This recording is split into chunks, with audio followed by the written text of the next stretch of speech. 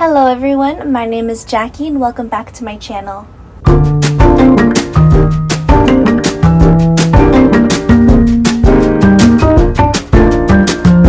If you're new here, I make videos on YouTube motivation and advice for small creators so that you can have freedom in your life and career.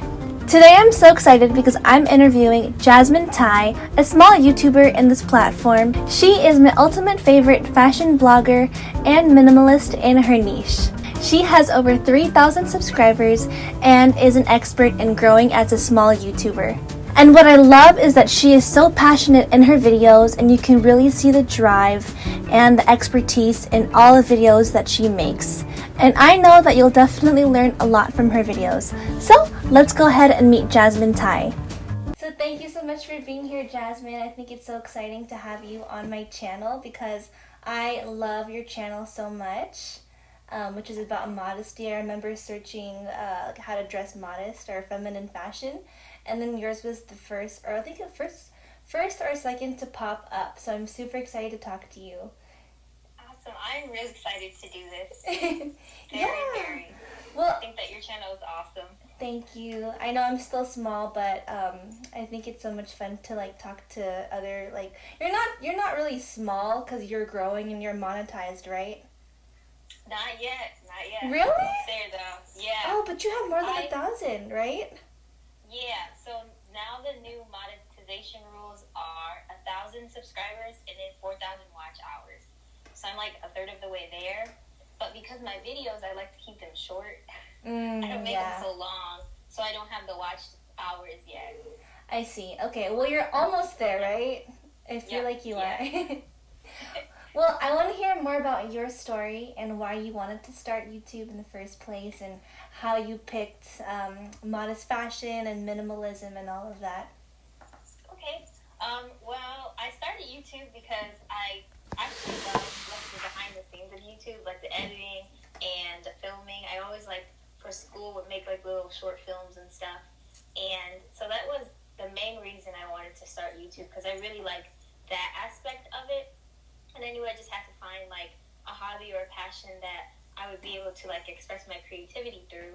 And that was fashion. So I kind of just put the two things that I like together, and then I can share them on YouTube. Mm-hmm. And you started, was it 2 years ago or? Oh, I started, when did I start?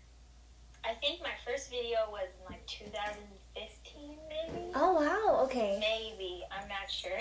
So it's been a while. Yeah. And during that time, I was maybe posting twice a year or 3 times a year. I wasn't really, because it was still a hobby and I was still in school. It was more just every once in a while, if I had time to do it, I would try to put together a video.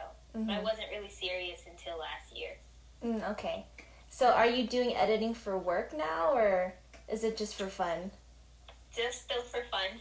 Okay. Sometimes I'll do our editing projects for work, but for the most part, it's just with YouTube. Okay, because I love your editing. It looks very fresh. I think that's your brand, right? Very fresh. Yeah, I try. It's very white, very clean. I love it. How did you want to grow on YouTube when you first started, or was it just in the last year where you really wanted to start growing and posting more? I think that when I first started, I just thought that I'd post one video and then boom, that would be it. And because of that didn't happen. I kind of was well, whatever. And it wasn't until last year where I was just no, I want to get serious about this, because I would like YouTube to be a bigger part of my life, because of the flexibility, and because it would be nice to be able to channel my passion and at the same time get a lot out of it, grow my community. So my mindset changed. I knew that I had to treat it like a business. Yeah. To make it grow. Mm-hmm. And I feel so many women are loving modest fashion. You don't see it too much on YouTube, but it is, in my opinion, I think it's a big niche. Or not a big niche, actually it's a small niche, but it's a high interest for a lot of people, because there isn't too much of that on YouTube, right? Yeah, no. And that's why I really started making those videos, because I was just getting frustrated. I couldn't find a lot of inspiration. I would just be watching the same videos over and over again, and that's why I was well, I'll just start making few videos, so at least there's more out there for people. There's definitely a lot more on Instagram, I think, right? Yeah, and that shows you too. Like sometimes when you make, like you choose your niche, it may be different depending on what platform you are. You have to kind of focus on whatever platform you want to grow on. Yeah, but I love your clothes so much. Thank you. I think you're definitely my favorite like modest channel on YouTube because it's just more.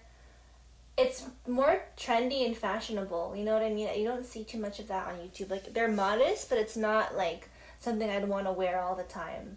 But for your clothes, I would want to wear. And plus, you have a capsule wardrobe, too. So you don't have to spend too much money on, you know, looking beautiful, but looking modest as well, which I love. Thank you. That's so cool, though. So you can only, like, you have, like, a certain number of pieces that you have in your wardrobe and you just go ahead and mix and match it. I try to keep it small. I'm addicted to purging my closet. So like I'll clean it out like every season and then it'll get smaller and smaller. But I try to, that's another reason why like one of my YouTube channel was because on my blog it says that I started it because I wanted to inspire people that you didn't have to have like a lot of money or a lot of things to be stylish. Like you still could dress nice without having a lot of clothes, and that's kind of why I got into the capsule wardrobes. Wow, I think that's inspiring because usually when you think of YouTube, you think of people who spend a lot of money. You know what I mean? To like to show off their fashion and what they bought. But for you, it's not about the money. It's about like feeling comfortable, but also feeling elegant and beautiful and modest. I love it. But do you have any advice for people who want to grow on YouTube? Because, right now you have almost 3,000 subscribers, right? Yeah, do you have any advice for that? It's a lot, actually. My biggest advice is to create content that people will search for. Because it's not that, sometimes you can have, like, basically, like, the perfect channel. You have really nice content, you are passionate about what you're talking about, you have a good, like, camera presence, but no one can find you because your content isn't searchable. If you're a small YouTuber, you don't have that leverage yet for people to just, you to be suggested or people to just stumble upon you. You have to create content that people are searching for. I remember in the beginning you talked about like how people use YouTube as a search engine. Yeah. So if you do a little research, figure out what people are searching for, what terms are actually like popular for people to type into the YouTube search bar and make videos on that, then you can see yourself at a steady growth. I love it. Yeah, so did you know that modest fashion would be highly searchable? Actually, no. That's crazy. No, so I did not know. I did one video. It was like a bonus video in February. Yeah. I was like, I'll just do this because for that reason there wasn't a lot of inspiration.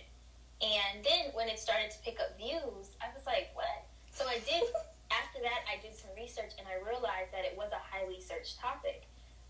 So then that's when I put it in the rest of my video plans. Wow. But that was like random. I didn't plan to do that. But afterwards, after I did the research, the numbers made sense. I was like, oh, okay, that explains why. Yeah. So it's kind of just like, well, you said random, but then it ended up working out anyway in your favor. Yeah, it was random because I decided to do it, but once I like actually looked at the the stats and stuff, I realized that, oh, okay. But the thing is, you have to come up with ideas and then conduct the research. And then, you know, if it has a high search value, then you should do a video on it. And that's sometimes what I do. Sometimes I have to rule out videos because it's just not searched enough. And, like, I can't spend a lot of time on something that I know is just not going to bring in the view. Yeah. Especially because, like, filming takes a while. Right? Yeah, it does. You know, I loved your behind-the-scenes video of showing, like, your filming day because the struggles are real, like, doing the takes over and over again. So, you know how hard it can be sometimes. Especially for me because I stutter a lot, so I have to keep on saying the same thing sometimes. Yeah, it can be a lot. The takes and then just all the video, like, footage that you have for just one video. Yeah. That's just, like, it's too much sometimes. Yeah. And how about, but I know that you do earn money in some way because you do sponsorships, right? And that is actually how I make the money. Affiliate links and sponsorships. Wow, even though I'm not monetized right now, I'm still bringing in income from those other things. And that's like kind of another tip. Like, you don't have to be, even if I make the mark, I probably won't start with the ads like right away. Yeah. There's still a lot of ways you can make money off YouTube without using ads. And that's like the affiliate links and the sponsorships. And that's right now what I'm using. Yeah. So you don't have to be like a huge YouTuber to make money, honestly. Yeah, I love it because everyone's like, oh, I have to get, 1,000 subscribers, 4,000 watch hours in order to make it big, and that can be really discouraging sometimes. But I love how you're seeing other ways to make money because side hustles are really nice, Yeah, they are. Yeah, and just like having YouTube as a career, I feel like it does give us the flexibility, even though it's a lot of work to film and to edit. At least that would be your job compared to going into another business and working for someone else, Right. And it's like you have fun doing it too. If you're talking about something that you like and you enjoy editing or just filming, then it's like I'm being able to have a career that I actually enjoy doing, and it's flexible at the same time, even if it takes a lot of work. Yeah, exactly. But you can choose which days you want to film, which days for other things in your life, Yeah. But have you ever felt discouraged in any way, or like what motivates you to keep going on YouTube? I think that, like I said in the beginning, I thought that back in like 2015, like I would make one video and then like that would be it. Yeah. So that was a little discouraging because I realized that no, I have to actually put a lot of time and effort in this. Yeah. I can't depend on waiting for YouTube to just pick up on one of my videos. I have to like put in a little bit more effort. So I got discouraged about that, and then came back. When I decided to be serious about it back in December, that first month, I just didn't see. I was posting every week, and I didn't see the results I wanted to, and I was like, "Oh, is this gonna be worth it?" Yeah. Keep doing it, but I was just like, "No, I'm gonna keep going," because I actually genuinely liked what I was doing, and I guess the motivation to do it was I liked the content that I was making. And I liked filming and editing. And I did appreciate the little bit of feedback that I was getting, and that kept me going. Just even like little small victories you have to cherish, because if you don't, then you won't keep going despite setbacks or whatever. Yeah, exactly.